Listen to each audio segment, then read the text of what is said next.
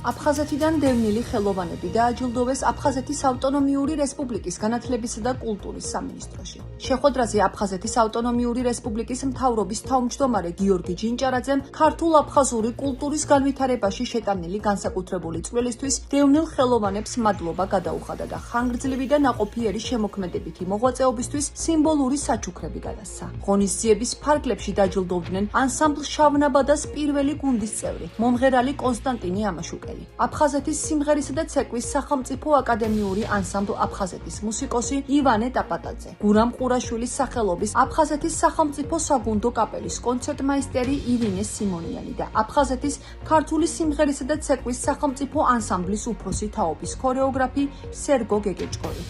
დღევანდელი დღე არის კიდევ ერთი დასტური იმისა, თუ რამდენად მნიშვნელოვანია აფხაზეთთან დაკავშირებული კულტურა და მისი პოპულარიზაცია არა მარტო საქართველოს მასშტაბით, არამედ მსოფლიოს მასშტაბით. დღეს ჩვენ დავაჯილდოვეთ ის ადამიანები, რომლებმაც აქტიური მონაწილეობა მიიღეს აფხაზეთთან დაკავშირებული კულტურის პოპულარიზაციაში და მინდა მადლობა გადაუხადო მათ.